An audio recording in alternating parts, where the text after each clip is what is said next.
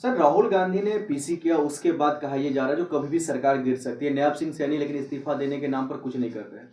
नायब सिंह सैनी तो पहले से चुनाव जब हुआ था और उसके दौरान भी जब रिजल्ट्स नहीं आए थे तभी से घोषणा कर दिया था कि हमारी सरकार बनेगी और हमारी सरकार और हमारी गवर्नमेंट यानी केंद्र की गवर्नमेंट ने सभी प्रकार की व्यवस्था करके रखा हुआ है।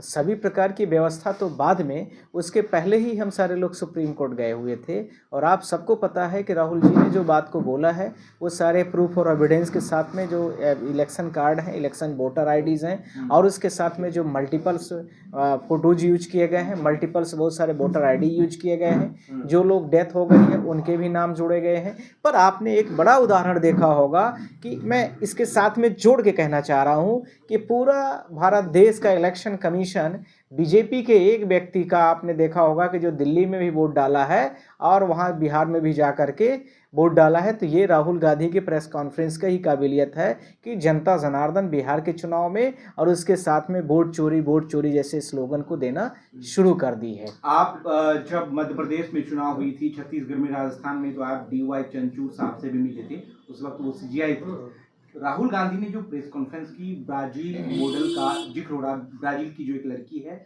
महिला है, उसका जिक्र हो रहा है। क्या आप इसको सुप्रीम कोर्ट में चुनौती देने जा रहे हैं कि नहीं? करेक्ट। मैं आप लोगों से इस बात को बोलना चाहता हूँ। इसमें 3-4 बड़े इंपॉर्टेंट पॉइंट है, जैसे कि अभी लोकतंत्र टीवी वालों ने भी उठाया है। मैं आपसे यह कहना चाह रहा हूँ इस चीज़ को लेकर के कि जब चुनाव हुआ था तब भी जब विभिन्न प्रकार के 3 टर्नआउट डेटा हरियाणा इलेक्शन सरकार ने 3 टर्नआउट डेटा रातों रात बढ़ाना शुरू किया था। पहला 2%, फिर उसके बाद 8% और उसके बाद चुनाव के कुछ घंटों के पहले यानी रिजल्ट डिक्लेयर्ड होने वाला है और काउंटिंग शुरू होने वाली थी उसके कुछ घंटों के पहले, तो इसमें था। तो सुप्रीम कोर्ट के चीफ जस्टिस साहब जो थे उस समय पर ऑनरेबल DY चंद्रचूड़, उन्होंने मतलब बड़ा उनका इस प्रति में सरकार के प्रति उनका जो रवैया था वो बिल्कुल अगेंस्ट में गया। हमारा सवाल उसी के साथ में उठा और 21 विधानसभा के जो विभिन्न EVMs मशीनों को लेकर के चुनाव था उसको लेकर के हुआ, तो उसमें सुप्रीम कोर्ट में तुरंत नोटिस हुई है, आप सबको पता है। इसी के साथ में हरियाणा का जो चुनाव हुआ एक पंचायत को लेकर के था, आप सबको पता है कि उसमें जो ऑनरेबल जस्टिस हमारे next chief justice of India बनने वाले हैं सूर्यकांत, दीपांकर दत्ता और कोटेश्वर जी ने उसको ऑर्डर दिया और वो पंचायत के चुनाव को EVM को दोबारा रिकाउंटिंग की गई 3 नवंबर की, वो पिछले महीने की डेट है, आप सबको पता है। तो ये सारी चीज़ें अब इसी के साथ में राहुल गांधी जी ने जिस तरीके से इलेक्शन कमीशन के पूरे पोर्टल से IDs को निकाल करके, जैसा कि अभी लोकतंत्र टीवी का भी एक प्रश्न था कि मल्टीपल टाइम्स पर ये सारे जितने भी लोगों का नाम यूज किया गया, उस लड़की जो ब्राज़ील में करंट में रह रही है, 2016 में इंडिया छोड़ चुकी है, उसकी शादी हो गई, उसका 7 साल का बच्चा है, उसकी फ़ोटो को कितने मल्टीपल टाइम यूज किया है। ये भारत देश की सरकार है, ये भारत देश की चोरी की सरकार तो है ही है, ये भारत देश के लूट की भी सरकार है, यह भारत देश के लोकतंत्र की हत्या करने वाली भी सरकार है, यह भारत देश के आम नागरिक के अधिकारों को छीनने वाली भी सरकार है। किस तरीके से चुनाव न कराना पड़े और बिना चुनाव के, बिना वोटिंग कराए हुए इनके कुछ लोग हैं जो कि हर स्टेटों में मल्टीपल टाइम पर जाते हैं और उनका नाम इसीलिए विभिन्न प्रकार के चरणों में चुनाव का मतदान कराया जाता है, जिससे वही लोग वहाँ शिफ्ट होते हैं, वहाँ से वहाँ शिफ्ट होते हैं। हरियाणा में कभी दिखेंगे उतने लोग जितने, जैसे मान लीजिए हरियाणा में कितने विधानसभा सीटें, लगभग 90 है, 70 है, 90 है, तो 90 है तो वहाँ के लिए थोड़ा कम जरूरत पड़ती है। जैसा कि राहुल जी ने भी बोला है कि 25 लाख के आसपास इन्होंने फोर्ज किया है, हर 8वां वोटर्स वहाँ का इसी प्रकार से है।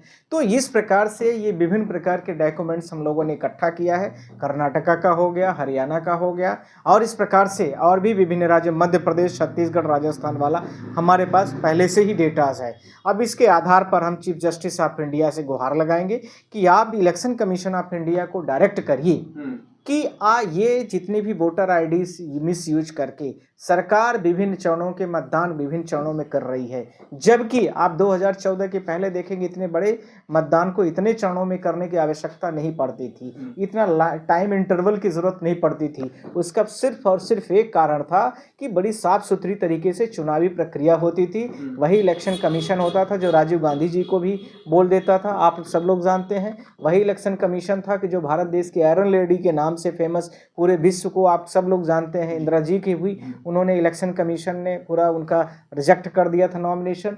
ये अब वर्तमान में जो ज्ञानेश कुमार भारत देश के जो नए इलेक्शन कमीशन ऑफ इंडिया बने हैं वो सिर्फ और सिर्फ अब वो बीजेपी के लिए इलेक्शन कमीशन ऑफ इंडिया है। और कल से तो मुझे लगता है कि अब ब्राज़ील के लोगों के भी अब भारत देश में वोट डालने के लिए बुलाया जाएगा और अब ये बीजेपी जो है तो ब्राज़ील पार्टी बन जाएगी कुछ दिनों में। सर सवाल ये भी खड़ा हो रहा है ना, अगर कहा जा रहा है राहुल गांधी ने लगभग 22 लाख लोगों का जो है उसमें नाम जोड़ा गया है या फर्जी तरीके से वोट हुआ है, इस बात का क्या सबूत है ये तमाम फर्जी वोट बीजेपी को गया है, कांग्रेस पार्टी या फिर इंडिया अलायंस को नहीं गया है? देखिए इसके दो क्या तीन बड़े स्पष्ट प्रमाण हैं। पहला, जितने भी वोटर्स मिल रहे हैं, जो फर्जी वोटर्स मिल रहे हैं, किसी का 200 बार नाम आया, किसी का 255 बार है, किसी का 235 बार है, किसी का 22 बार है, किसी का कुछ और है। विभिन्न प्रकार की इलेक्शन कमीशन के आप साइटों में और राहुल गांधी की जो उनका हाइड्रोजन बम के नाम से फेमस जो उन्होंने एपिसोड दिया है उसमें सारे भारत देश के लोग देख सकते हैं। इसमें जितने भी मैक्सिमम वोटर हैं वो बीजेपी से ही जुड़े हैं या उनके परिवार से जुड़े हैं, इसके आधार पर कहा जा सकता है कि बीजेपी को वोट दी गई है।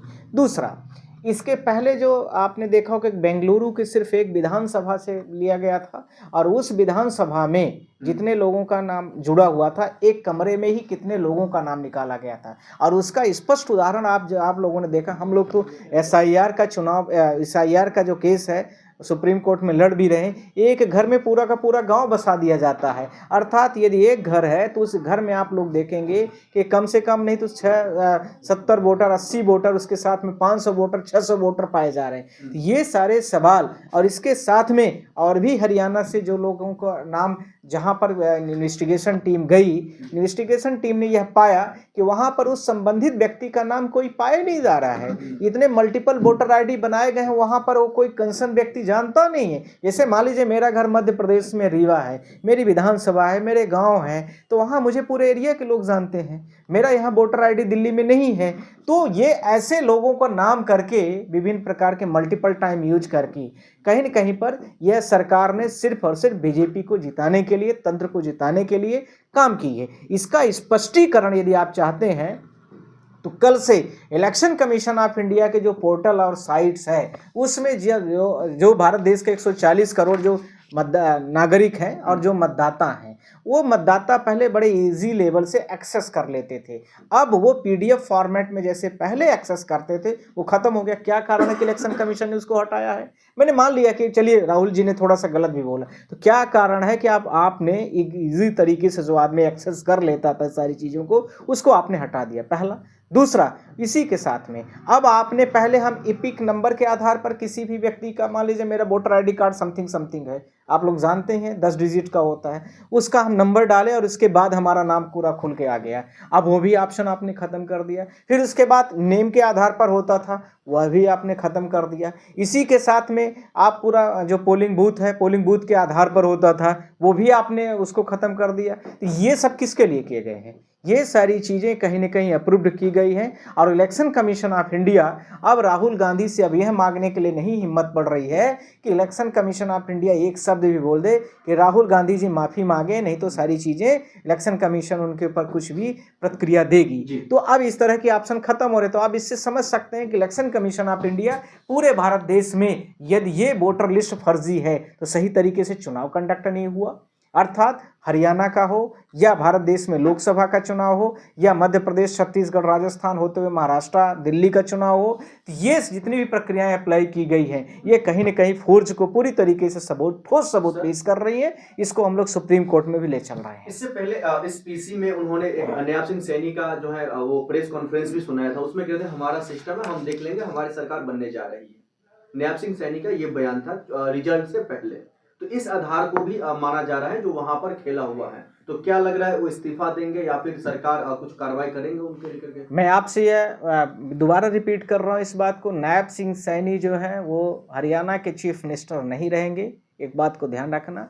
और इसी प्रकार से विभिन्न जिन राज्यों में इस प्रकार से धांधली करके चुनाव को नाम मात्र का सिर्फ सर्टिफिकेट प्रिंट करना बस बाकी रह गया, इलेक्शन कमीशन के माध्यम से प्रक्रिया को अप्लाई किया गया है, वो सारे दूध के दूध और पानी के पानी होंगे। इसी के साथ में मैंने आपसे यह भी बोलना चाह रहा हूं कि मैंने इन सारे मुद्दों को, चाहे मध्य प्रदेश हो, चाहे छत्तीसगढ़ हो, चाहे राजस्थान हो, सबको चुनाव के दौरान पर और अंडर टाइम ड्यूरेशन में जैसे रिजल्ट डिक्लेयर्ड हो रहा है उसके अंदर में मैं बात कर रहा हूं। इसी तरह से मैंने हरियाणा वाला जो चुनाव हुआ था वहां पर काउंटिंग होने से जैसे शुरू हो रही उसके तुरंत ही मैंने कोर्ट से बोला था, चीफ जस्टिस ऑफ इंडिया से, इलेक्शन कमीशन ऑफ इंडिया को डायरेक्ट करिए कि वेरीफाइड करें, रेक्टिफाइड करें, वोटर आईडीज को चेक करें। पर उस समय पर सारी चीजें अलग थी। अब लीडर अपोजिशन भी भारत देश की जनता के साथ में आवाज में खड़े हैं, इसलिए अब यह प्रक्रिया कोर्ट में वकीलों के द्वारा लड़ी जाएगी। पहले तो यह था कि जनता जनार्दन नहीं थी, लीडर नहीं होते थे, और इसके साथ लीडर नहीं होने का मतलब विभिन्न पार्टियों के लोग कम थे। अब वो सारी चीजें राहुल जी के नेतृत्व में हो रही है, तो दूसरा वकीलों के नेतृत्व में और बहुत सारे वकीलों का संगठन जैसे पहले लड़ रहा था अब और तेजी के साथ में लड़ेगा, क्योंकि हम लोगों के साथ में भी बहुत सारे एविडेंसेस और सबूत अब आ गए।